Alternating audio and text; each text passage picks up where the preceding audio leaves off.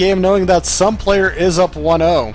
But starting down here at the bottom left side of the map, we have the yellow Terran player, Hale. Completely unfamiliar to my knowledge, but if he's gotten this far, he has to be pretty good. It looks like his former name was Sniper, so at least from what coLMoosegills also said, from what I read earlier. Very interesting to see. Opening up the Rax Gas over here at the top right, kind of 1 o'clock-ish side. It's like 12:30. It's not like 12 exactly. It's not like 1 exactly. It's like 12:30. It's like at the 12:30 location over here. We have Complexity coLMoosegills. Don't worry. The more we broadcast, if I get a little bit more tired, the more like delirious the broadcasting is going to become. My one dream is like I have an audience of just sports nerds. Like I'm talking like love StarCraft, play StarCraft, like watch Dota, play Dota, Counter-Strike, like all these games, but also have like a history of like also like playing like football, basketball, like all these sports, and like watch all the professional and college, like, because that's what I do. Like I spread myself so damn thin, like all over the place, between sports and esports and all the different divisions and different sports as well, for pro to college level. And so, like, there's a good side of my banter that I have. I just need, like, that's also the thing with, like, the co-casters. Like, I've had co-casters that are, like, very hardcore nerd and, like, anti-sport. And then I have, like, friends that are also, like, very hardcore sport and anti, like, nerd. So, I'm still looking for that one person in my life that's, like, very, kind of balanced between both of those. I think I know a person, though. He's a Dota caster. I don't know if you guys know him. He's actually Russian. Vila, he's one of the big, Russian broadcasters. / Ukrainian, I guess you would say as well. But yeah, no, it's just funny. I've always like whatever. Just like I wonder if I ever find that person, we're gonna always have like if he starts broadcasting SC2 with me, we're gonna have like the perfect banter always. Yeah, and the Reaper poking away. Just wait, man. One day StarCraft is gonna be an Olympic sport too. We got on ESPN, man. We got on ESPN. Esports made it to ESPN.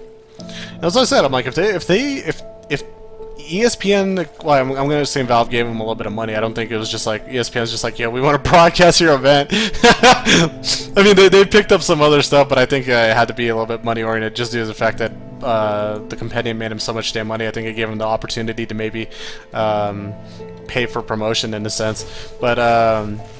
Hey, ESPN had more than enough opportunity to potentially decline. They took it anyway, so big when stuff like that is hitting ESPN, ESPN2, ESPN3, you know, it's more a little bit of the mobile, I guess if you want to call it the mobile and the internet provider, but still, good exposure. That type of exposure is priceless. So, as I said, I'm like, if something like, you know, the international can actually reach ESPN, I think BlizzCon could too as well. And a lot of the community in StarCraft 2, they whine, moan, and kind of piss about you know, how sometimes there's so much delays, or you know, something like DreamHack. There we go, best example. Something like DreamHack, very scheduled out, very linear. We're trying to start at this hour or this half hour with these games or this round. And people, well, you know, if the game's done very quick, we have a lot of downtime, blah, blah, blah, whine and moan. But hey, that's like part of television as well. And they actually have a great format that would honestly work with networks and whatnot. So, I'm telling you, man, could see more tournaments hopefully in the future getting picked up by ESPN. I feel like they could grow a very nice, large audience. And the interesting thing about that was actually that a lot of people that watched the international, they watch it through the Xbox too as well. Because that's another one of those things with the ESPN like watch app and whatnot. It's pretty cool. People actually can watch through the online portals of gaming consoles as well. Wide variety of people that it could reach to. Alright, so we got a little bit of a TVZ on our hands. I didn't really make note of anything too specifically, just due to the fact that Hale was opening up pretty standard Reapers and Hellions, Reactor Hellions. Coming across the map, not going to be going for Starport, going for the Stim, and going for the Bio right away.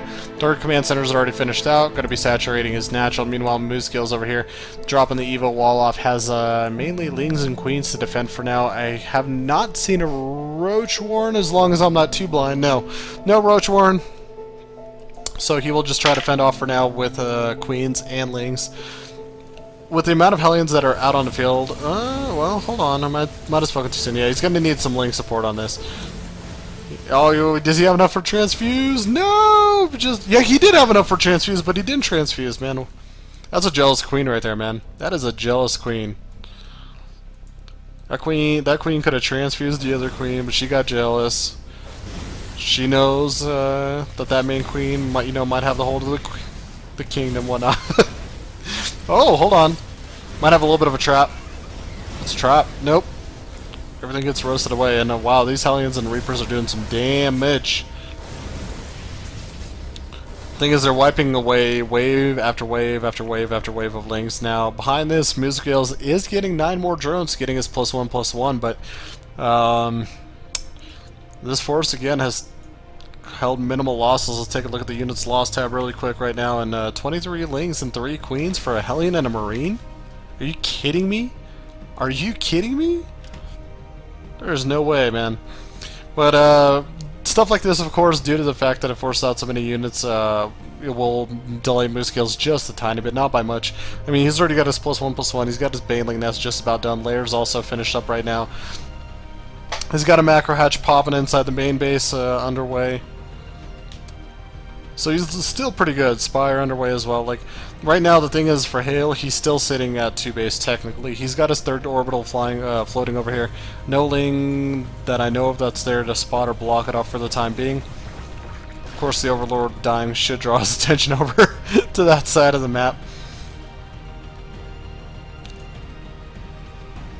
Meanwhile, we do have Lings wanting to head out, but Hellions and Reapers doing a pretty good job of containing them, and also the better part of this, not allowing the creep to really escape. Usually at this point in time of the game, we could maybe see creep kind of inching its way towards the middle of the map and even further, but the Hellions and the Reapers keeping a good proximity to the Lings, not really allowing them to force them off anywhere. No, also very carefully putting that creep. Oh, I was about to say, oh my god, I don't know if that was a misclick. I'm like, I guess very carefully putting that creep tumor next to the other one. I mean, if he puts that one up too far ahead, it'll get sniped down, I guess. Maybe his mentality. We look back over on Hale's side of things. He has already the wall off prepared. Big force of Marines and bio units now. He needs to hold off for a couple seconds. I see in the production tab that armory is just about to finish up, and as soon as it does, man, it is hell bad time.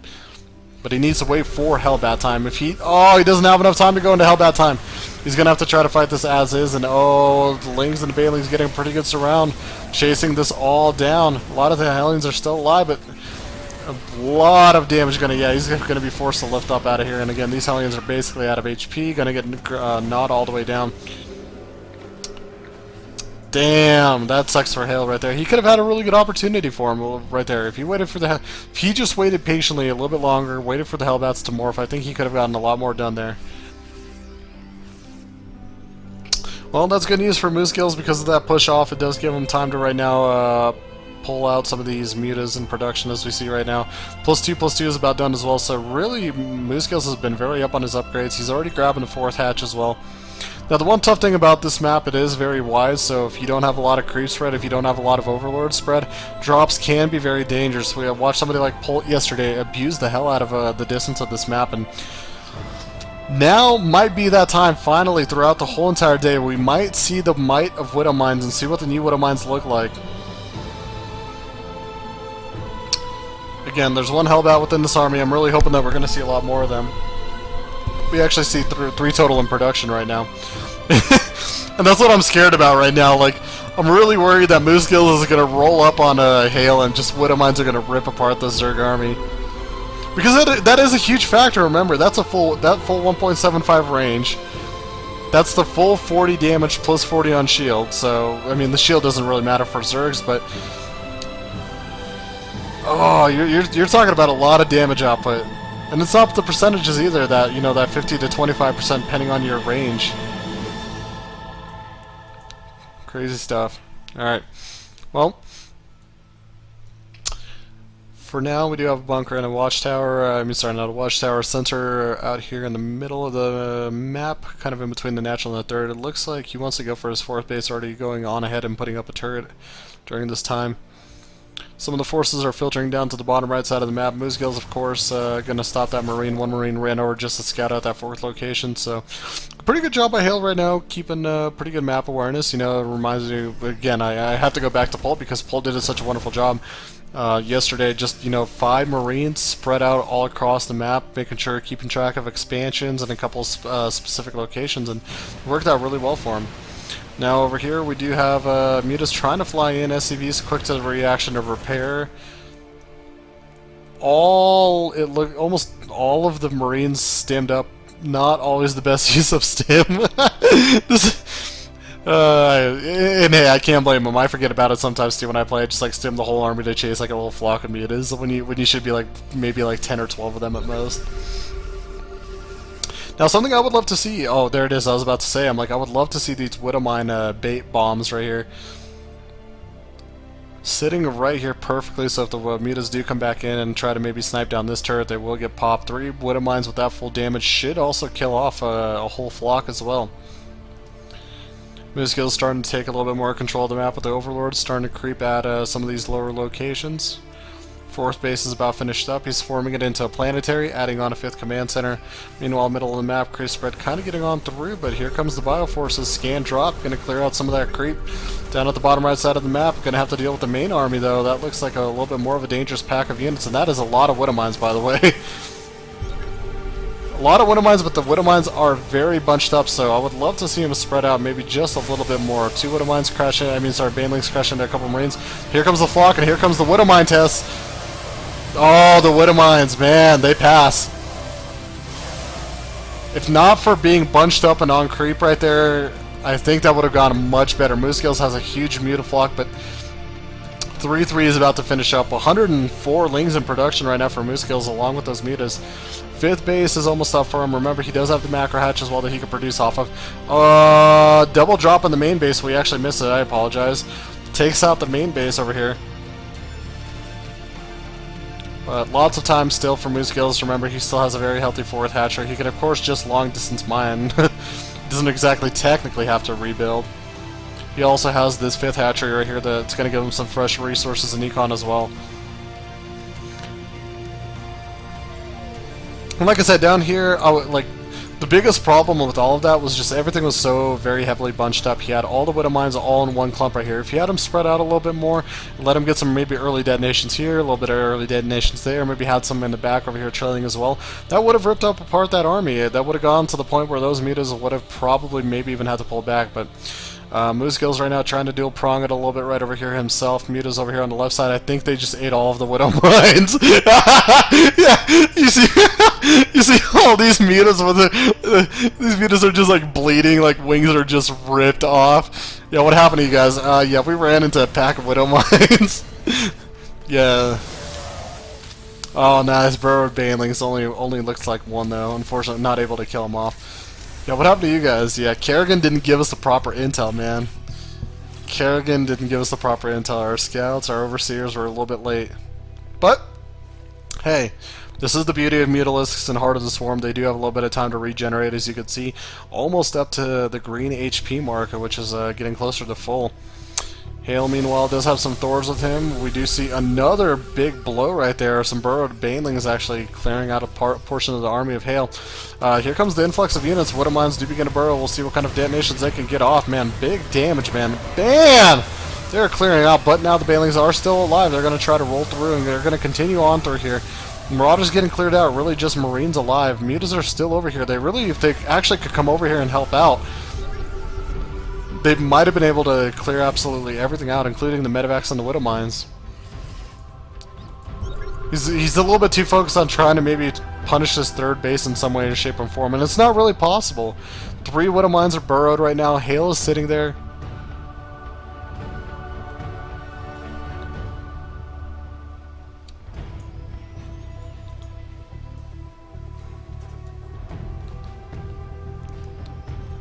Not a position you want to find yourself in always. Now, our Terran player Hale is attempting to go take this base down at the 5th location, already building some preemptive turrets. Here come the Mutas. Oh, I was about to say, Moosegill's about to say preempt this. Mutas just roll through.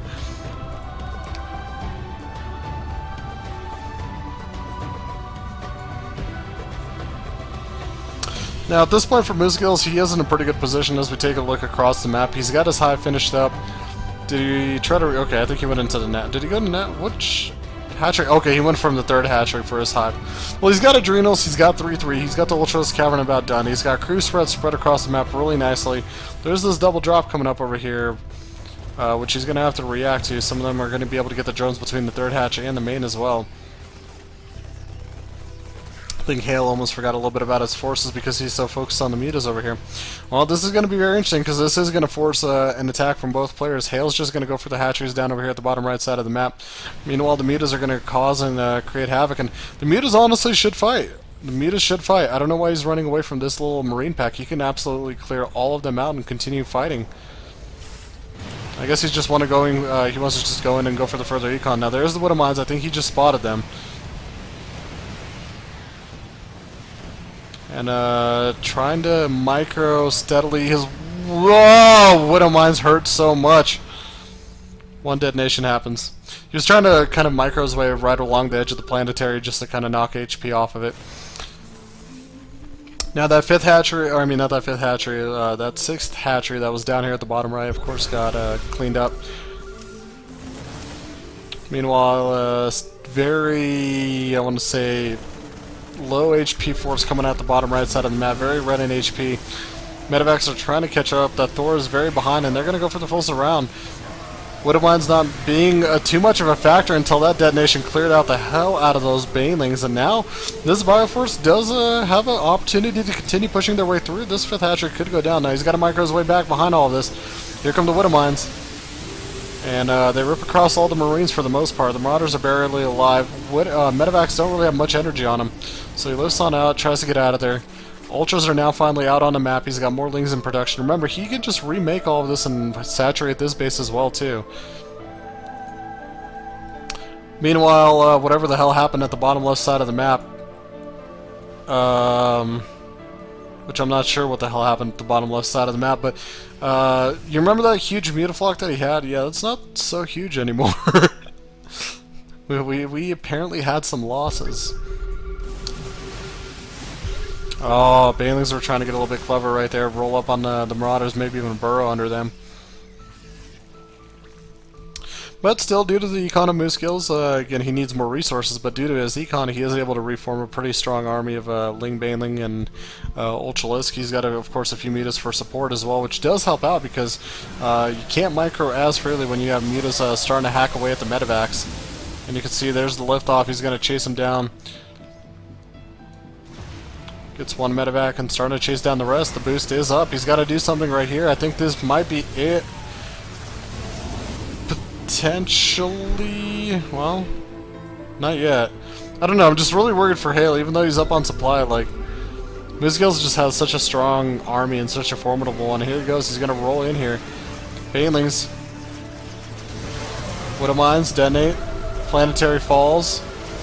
Mutas are fighting the Marines. Banelings help them out a little bit right there, clear out the rest of the forces. There's another good bio set over here, and also as well, there's that drop that just cleared out this fifth hatchery. So Hale doing a pretty good job of not only keeping himself in the game, but causing a lot of problems for coMoosegills in terms of continuing in the future over here.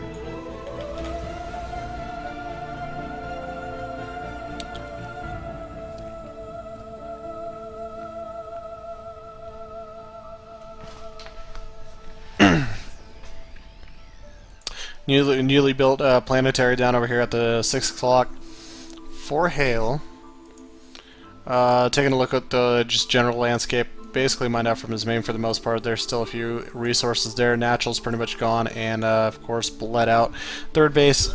Fortunately for him though, he does float down an orbital down here, so he could of course send down all of these SCVs if he ever did need to from the third base and get a very healthy econ. Now I'm a little bit worried for coMoosegills right now because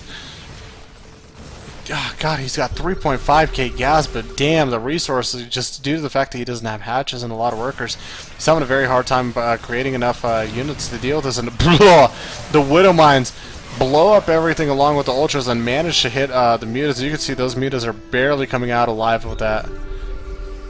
You can just see they want to go home right now. They want to go home. Ultras want to go home. Producing 10 Lings. That's it. 12 Lings. That is not a lot. And there are some Widow Mines waiting for him here. If they could just come a little bit closer. Widow Mine shot right there takes out another Muta.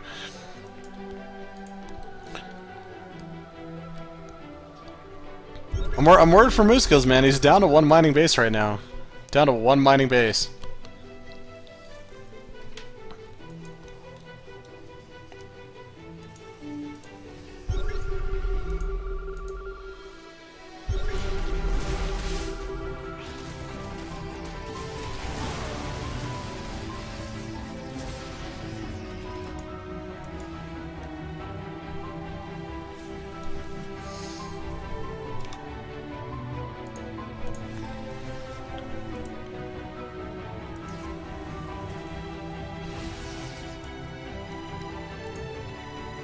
Alright, there we go.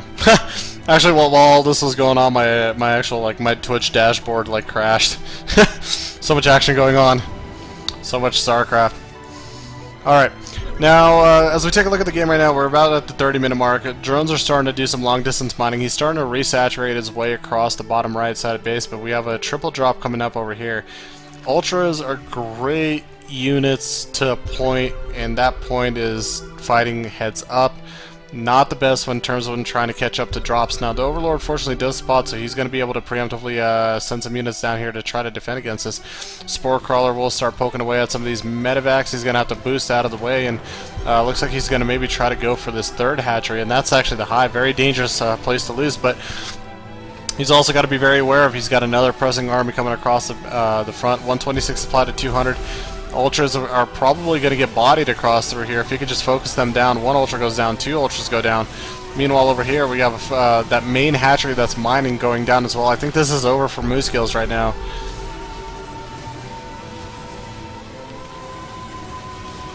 Man, I really did not imagine. I really did not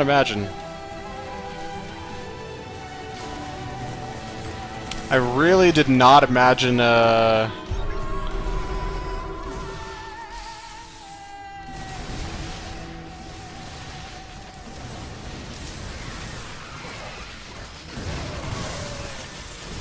blowing up all over the place. Sorry, kind of lost my train of thought. I really didn't imagine coLMoosegills getting in this scenario, but then I realized, I mean, as the game progressed on into these later 20-minute and into the 30-minute stages, he did lose his freshly mining bases. So then we're talking about this hatchery, we're talking about this hatchery, and including this one as well that got picked off a lot earlier. All the fresh econ got taken out. He might have a lot of gas, but he has nowhere to spend it. There's no trade-off either. It's not like he could trade his gas for some minerals at any point. Banelings are forming out in the middle of the map. They're going to roll back. This is a little bit tough for him.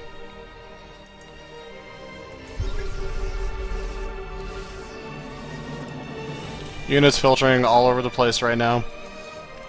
I think this is pretty much over. Widow Mine takes another shot. Look at all look at all the drone carcasses, man. Widow Mines. Hashtag we're back, man. Hashtag we're back. Terran dominance is going to be back with the Hellbats now able to form from Hellions to Hellbats freely, and Widow Mines back to where they are. Tasia should never lose the tournament ever again, man.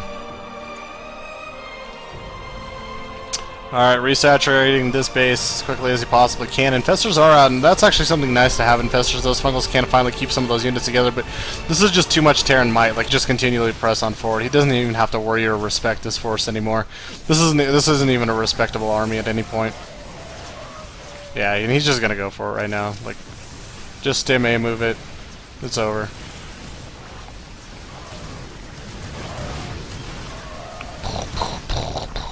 Alright, GG.